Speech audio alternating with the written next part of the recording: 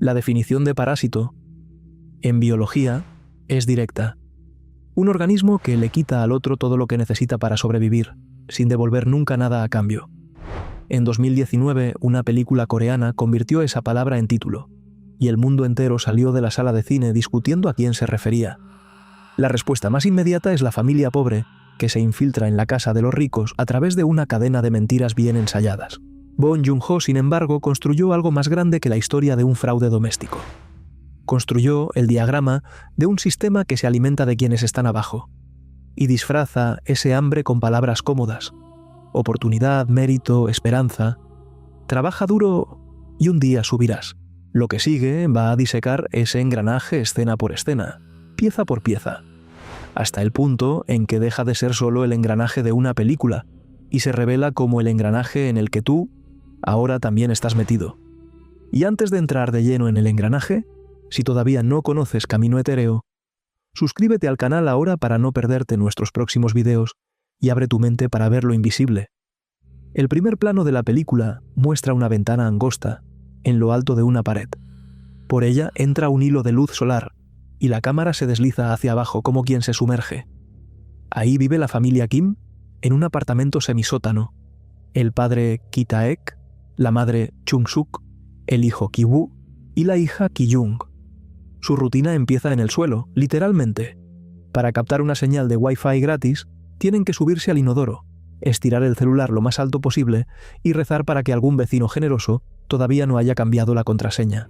Cuando, más adelante, consiguen un trabajo temporal armando cajas de pizza, celebran esa pequeña victoria tomando cerveza en la mesa de la cocina, hasta que un borracho decide orinar en el callejón justo afuera de la ventana, recordándoles, sin ninguna ceremonia, dónde están. La casa de los Park es el espejo invertido de esa escena. Cuando la vemos por dentro por primera vez, la cámara sube hacia un sol pleno que atraviesa un jardín verde rodeado de árboles altos y protegido por un portón con llave. Bong Joon-ho usa la luz, la oscuridad y la posición vertical como un vocabulario propio a lo largo de toda la película. Cada movimiento de cámara, cada corte, cada sombra, comunica algo sobre la posición social de quien está en cuadro en ese instante. Subir y bajar en esta historia nunca es solo geografía, es destino dibujándose en tiempo real frente a los ojos del espectador. Esa arquitectura vertical de clase no nació con parásitos. Décadas antes, series británicas como Upstairs, Downstairs y más recientemente Downton Abbey ya usaban los pisos de una mansión para separar a quien sirve de a quien es servido. En 1927, Fritz Lang puso a los dueños de las fábricas en lo alto de torres relucientes en Metrópolis, mientras los obreros sudaban allá abajo junto a las máquinas que sostenían todo aquello. H.G. Wells, todavía en el siglo XIX, proyectó en La máquina del tiempo un futuro lejano donde ricos y pobres se habían separado en dos especies biológicamente distintas. Y estrenada el mismo año que Parásitos, la película Nosotros de Jordan Peele trajo a una subclase subterránea que finalmente emerge a cobrar la cuenta de generaciones de invisibilidad. La repetición de esta imagen en culturas y décadas tan distintas funciona como un síntoma. La sociedad vuelve siempre a contarse a sí misma la misma historia, porque la herida nunca terminó de cerrar. La primera fisura en ese tablero llega a través de Min, el amigo más exitoso de Ki Woo. Aparece en la puerta de los Kim trayendo un regalo, una piedra de letrado, objeto tradicional asociado a la fortuna y la prosperidad. Min entrega la piedra como quien planta una semilla, y junto con ella le ofrece a Ki Woo la oportunidad de sustituirlo como tutor particular de la hija mayor de la familia Park. Ki Woo sostiene la piedra con las dos manos, y su peso en la escena funciona como la primera promesa concreta de que existe una puerta de salida para ese sótano. Nadie en la sala imagina todavía que ese mismo objeto va a transformarse, al final de la historia, en algo completamente distinto. Ki Woo sube la colina rumbo a la entrevista para el puesto de tutor y la cámara sube junto con él. Cada plano de la secuencia sigue esa misma dirección, hacia arriba, hacia la luz, dejando atrás los sonidos y los colores apretados del barrio de bajos ingresos, hasta llegar a la cima, el interior impecable de la mansión de los Park. Ahí, vestido con ropa prestada y un diploma universitario falsificado por su propia hermana, finge ser estudiante de una universidad prestigiosa. Gana la confianza ingenua de la señora Park y se asegura el trabajo. En el camino de regreso, bajando la misma colina, en el instante exacto en que se le ocurre la idea de involucrar a su hermana, la cámara se inclina hacia abajo y corta justo cuando él pronuncia el nombre de ella. Es un detalle casi imperceptible en la primera vista, pero es el momento exacto en que el plan deja de ser un sueño y se convierte en estrategia. Ki-jung sube la misma colina poco después. Inventa un diagnóstico de trauma para el hijo menor de los Park, Dae-sung, y se instala como su terapeuta de arte particular. Ki-taek y Chun-suk siguen el mismo patrón de engaño calculado, una recomendación falsa, aquí una trampa allá, hasta sustituir uno por uno al chofer de confianza y a la antigua empleada de la casa. En pocas semanas, los 4 miembros de la familia Kim están empleados en la misma residencia, fingiendo frente a los Park que jamás se habían conocido. Una noche, en que la familia anfitriona viaja a acampar, los 4 toman posesión de la casa vacía. Abren la mejor botella de vino, esparcen comida cara por la sala, se ríen sin freno por primera vez en mucho tiempo. Y en medio de esa euforia, hacen algo curioso. Sentados en la sala que no les pertenece, empiezan cada uno a su manera y a su pesar a enumerar lo que admiran de los Park. La generosidad aparente del señor Park, la delicadeza de la señora Park, la facilidad de Da-hae. Debajo de la farsa vive un deseo genuino de pertenecer de verdad a ese mundo, de merecer la vida que, por ahora, solo están tomando prestada por una noche. Esa misma noche, por un instante, los 4 logran tenderse bajo el techo de vidrio y sentir el sol pegándoles en todo el cuerpo, como si aquello ya fuera suyo por derecho. Es la imagen perfecta de una victoria, y es justamente por parecer demasiado perfecta que debería inquietar a quien mira. Nada, hasta este punto de la historia, fue conquistado a través de ninguna estructura capaz de sobrevivir al primer imprevisto. Solo fue tomado prestado por un tiempo que todavía no tiene fecha marcada para terminar. Ahora necesitamos tu ayuda. Dale like al video para habilitar la opción de impulsarlo con el botón de hype. Eso ayuda a que YouTube lo recomiende a más personas y contribuye al crecimiento de nuestro canal. La fiesta improvisada termina de golpe con un timbrazo. Es Moon-wang, la antigua empleada de la casa, diciendo que olvidó algo importante en el sótano y pidiendo entrar solo un momento. Lo que ella esconde ahí, hace más de 4 años, es a su propio esposo, Kyun-sae, fugitivo de cobradores de deudas implacables, viviendo en un búnker secreto bajo los pies de los Park, sin que nadie de la familia anfitriona haya sospechado jamás de la existencia de ese espacio.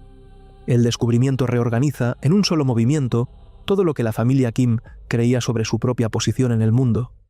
Ellos pensaban que estaban en el fondo de la escala. Existe un piso entero debajo del fondo, y siempre estuvo ahí, bajo sus propios pies, durante todo el tiempo en que se sintieron victoriosos. El escritor E. M. Forster, en Howard's End, describió ese límite como un abismo, y observó cómo, a una distancia segura, las personas logran fingir cómodamente que no existe, hasta que se ven obligadas a mirar directamente dentro de él. Los Kim son forzados a esa mirada, y lo que ven ahí es incómodamente familiar.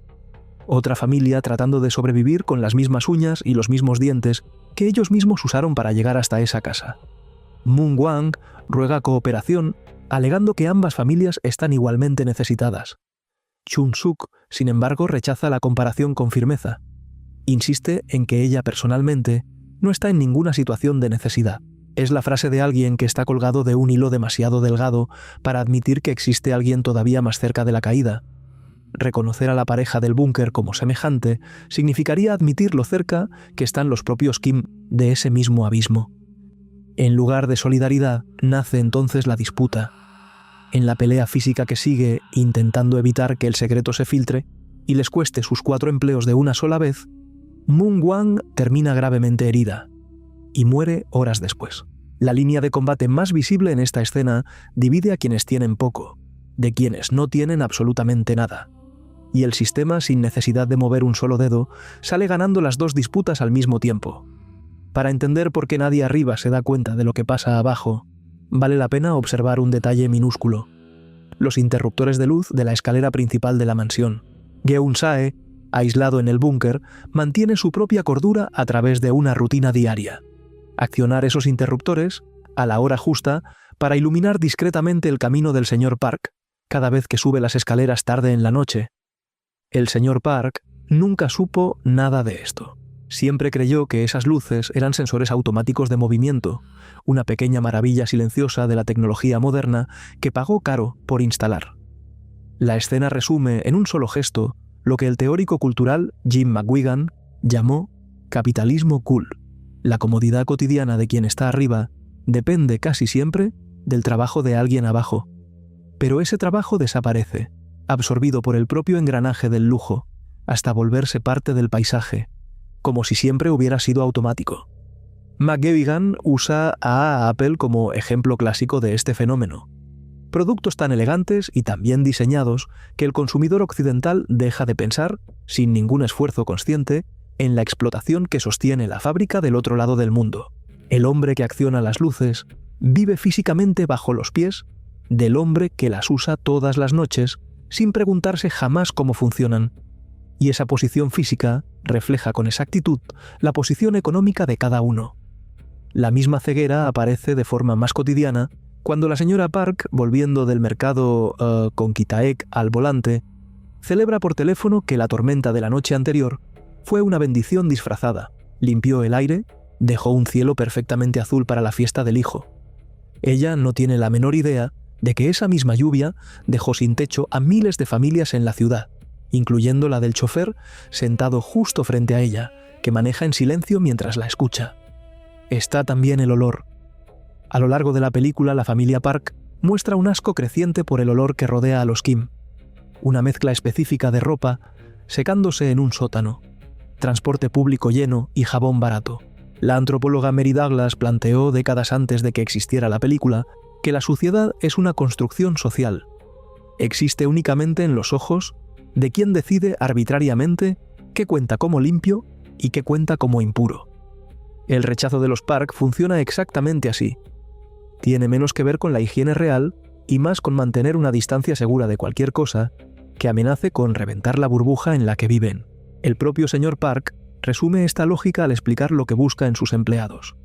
Una línea invisible alrededor del mundo sofisticado de la familia que nadie de afuera tiene permitido cruzar, aunque él mismo cruce la línea de ellos cuando quiere, llamando de último momento para exigir una cena específica, exigiendo lealtad total sin ofrecer nunca reciprocidad real. El filósofo Antonio Gramsci le puso nombre a este fenómeno décadas antes de que existiera la película: hegemonía cultural. La capacidad de la clase dominante de lograr que los propios dominados acepten y hasta deseen activamente el orden social que los mantiene abajo. Mung Wang, mientras trabajó en la casa, nunca cruzó la línea del señor Park, y por eso era constantemente elogiada como la empleada ideal. Kai-tek, en cambio, está siempre al borde de cruzarla, y es justamente esa incomodidad creciente, esa conciencia de clase que ya no logra reprimir del todo, lo que la película va plantando, despacio, como una mecha cada vez más corta. La admiración que la pareja del búnker siente por el señor Park ilustra el mismo mecanismo en su versión más extrema. Geun-sae desarrolló durante el cautiverio un hábito casi ritual de golpearse la cabeza contra la pared como forma de rendirle respeto al hombre que cree, sin saberlo nunca, haberlo salvado. Ese mismo patrón de consentimiento se repite en otras escalas de la vida real, fuera de la pantalla, el estándar de belleza eurocéntrico que lleva a personas alrededor del mundo a alterar su propia apariencia en busca de una normalidad que no nació con ellas, o los rankings internacionales de democracia, que convirtieron un modelo específico de organización política en el único estándar aceptable de una sociedad justa. En todos esos casos, quien está fuera del centro aprende a desear el propio centro como meta, y es exactamente ese deseo lo que mantiene el engranaje funcionando sin necesidad de fuerza bruta. El dinero funciona, en este sistema, como una barrera física y mental al mismo tiempo. La propiedad de los Park está literalmente seccionada del resto de la ciudad. Rodeada de árboles altos, cerrada por un portón con llave al pie de la colina, desconectada de la vida cotidiana que la mayoría de las personas tiene que enfrentar. No es casualidad el oficio del señor Park. Trabaja con realidad virtual, diseñando mundos artificiales para empresas de tecnología. Su propia vida ya funciona como una simulación protegida, con chofer, cocinera, empleada y niñera, externalizando todo lo que una persona común tiene que resolver sola, todos los días, además de mantener un trabajo o estudiar. Para quien vive ahí dentro, basta apretar el botón correcto y alguien abajo resuelve el problema. un lujo que, en cualquier otro contexto, se llamaría poder. La lluvia que cae sobre la ciudad golpea a todos por igual. El daño que provoca depende por completo de dónde vive cada familia. Para los Park, en lo alto de la colina, es solo un contratiempo de fin de semana. El viaje de campamento se cancela y pasan la noche cómodamente sentados en el sofá, observando la tormenta a través del enorme ventanal de vidrio de la sala, con toallas secas esperándolos del lado de adentro de la puerta. Para los Kim, en el fondo de la ciudad, esa misma lluvia es una sentencia. El agua baja junto con ellos durante toda la larga travesía de regreso a casa colina abajo, y cuando finalmente llegan, el apartamento ya está completamente inundado de aguas negras. Muebles flotando, ropa perdida, lo poco que tenían pudriéndose en pocos minutos frente a sus propios ojos. Hay una desproporción incrustada en esta secuencia que va mucho más allá de la trama personal de las dos familias. La contaminación y el desperdicio de una vida como la de los Park, la casa enorme, el jardín cuidado, la flota de autos de lujo, exigen recursos que casi nadie contabiliza. El costo ecológico real de esa abundancia recae, casi siempre sobre quienes viven con lo mínimo, caminan por la ciudad y tienen muy poco que perder. La crisis sigue con una precisión casi cruel el camino que la propia desigualdad urbana ya había dibujado décadas antes de que cayera la primera gota. A la mañana siguiente, en un refugio improvisado, es posible ver dos realidades completamente distintas, naciendo de la misma tormenta. Por un lado, alguien eligiendo la ropa perfecta frente a un tocador. Por el otro, una multitud compartiendo un gimnasio repleto, esperando una fila de comida y ropa amontonada que le sirve a cualquiera. Todavía en el asiento del chofer, Ki-taek escucha a la señora Park decir por teléfono que van a cambiar el campamento cancelado por una fiesta en el jardín, ya que el clima se despejó y quedó demasiado perfecto como para desperdiciarlo. Pocas horas antes, él estaba vadeando aguas negras hasta la cintura para salvar a su propia familia de perderlo todo. No responde nada, pero algo en ese silencio tragado junto con el volante termina de romperse dentro de él, y es justamente ese silencio el que prepara el terreno para todo lo que está por venir en la fiesta. La señora Park organiza el arreglo de mesa de la fiesta de cumpleaños del hijo siguiendo la formación de alas de grulla, una maniobra militar histórica usada por un héroe naval coreano para emboscar barcos invasores. Un presagio decorativo de una guerra que ella ni siquiera nota que está por estallar dentro de su propia casa. La fecha también marca, sin que ella jamás lo haya sospechado, el aniversario de un trauma antiguo de su propio hijo. De niño, Dason vio durante la noche lo que pensó era un fantasma vagando por la casa. En realidad era Geun-sae, saliendo brevemente del búnker a buscar comida. La explicación más simple para ese miedo infantil es también la más reveladora sobre la propia familia.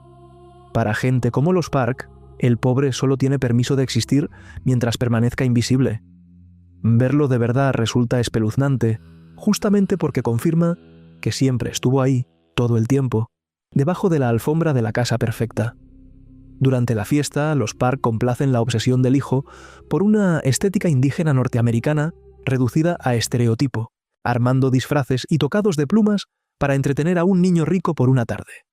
Es el propio señor Park quien recluta a Ki-taek, todavía vestido de empleado, para actuar como atacante en una representación de batalla. La ironía pasa casi inadvertida para los invitados. La misma familia que ocupa, sin cuestionarlo nunca, una casa que ya tenía hasta ese alguien viviendo debajo de ella. Ahora representa como juego la invasión de un territorio que pertenecía a otro pueblo. La cámara, al detenerse en el rostro de Ki-taek, dentro de ese disfraz ridículo, capta el instante exacto en que el resentimiento acumulado cruza el punto sin retorno. A mitad de la fiesta, Ki-woo decide bajar al búnker llevando la piedra de letrado en las manos, como gesto de paz. Un intento desesperado de calmar a Geun-sae antes de que el secreto del búnker explote en público. El gesto falla de manera sangrienta. Geun-sae le arranca la piedra y la usa para golpearlo en la cabeza, 2 veces seguidas. El mismo objeto que abrió la puerta para el ascenso entero de la familia ahora la cierra con violencia física.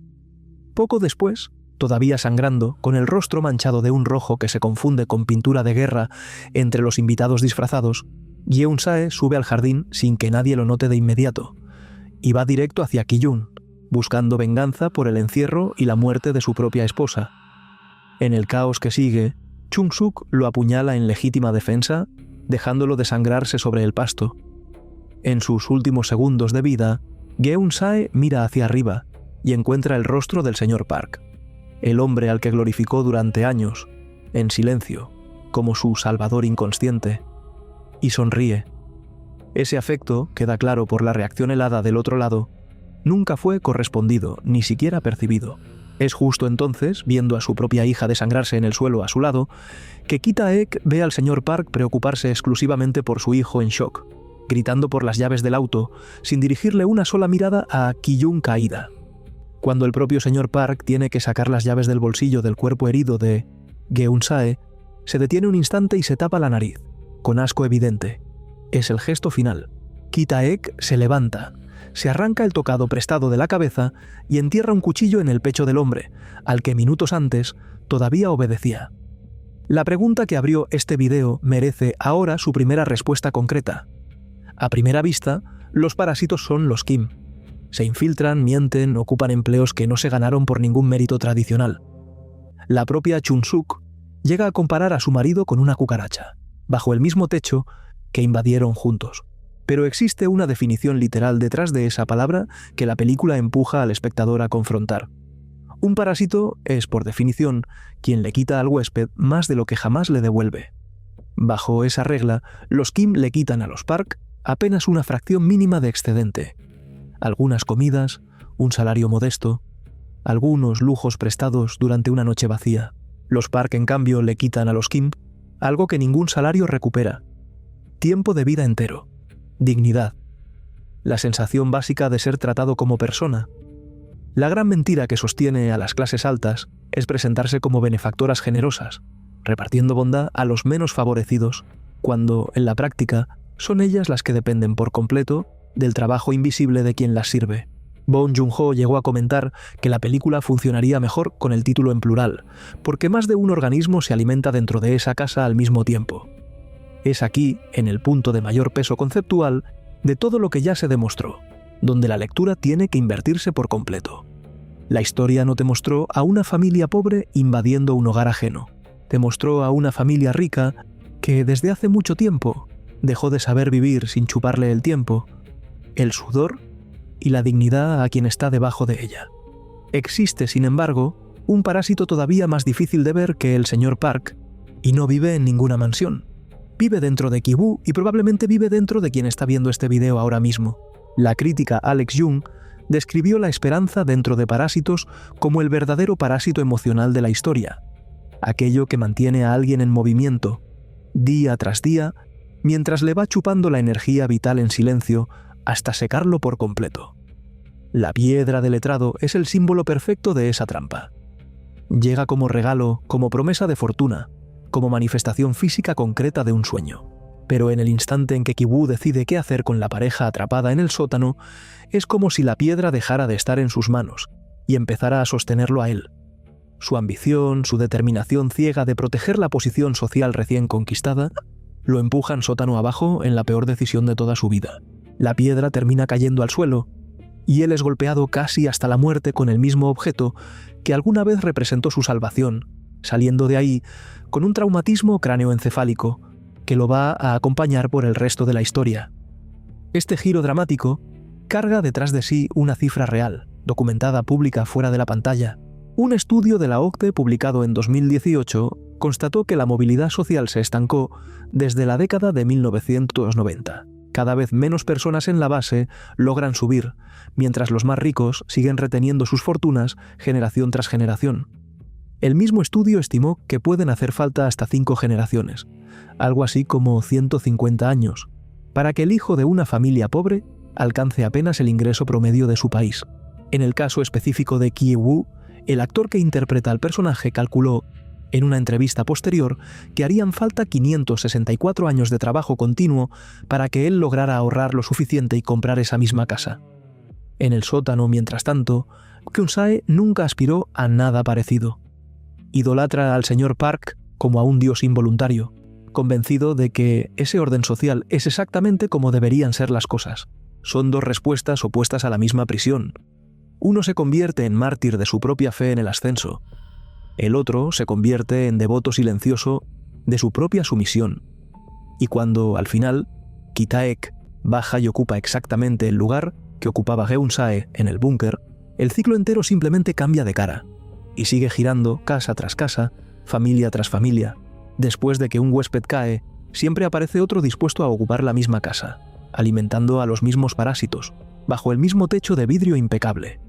Los créditos finales suben con una canción interpretada por el propio actor que le da vida a Ki-woo, con una letra escrita por el director que describe al personaje trabajando día tras día en busca del dinero imposible. El título original de esa canción, antes de cambiarse por un nombre más poético, era simplemente la cifra exacta de años calculados para comprar la casa. Bong Joon-ho dijo haber hecho esa cuenta cruel a propósito, para expresar el miedo de que el problema retratado en la película no vaya a mejorar ni en su propia vida, ni en la de su hijo. Si llegaste hasta aquí y sientes que todo esto tiene sentido, suscríbete al canal y activa las notificaciones, y no olvides darle ese hype al video. Ki-woo le escribe una carta a su propio padre, todavía escondido en el búnker de la casa.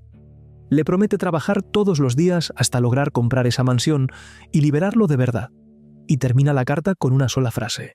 El día en que eso ocurra, lo único que su padre va a tener que hacer es subir las escaleras. Las imágenes que acompañan esa fantasía muestran el reencuentro ya realizado, padre e hijo libres. La promesa completamente cumplida, como si el tiempo hubiera decidido cooperar por primera vez.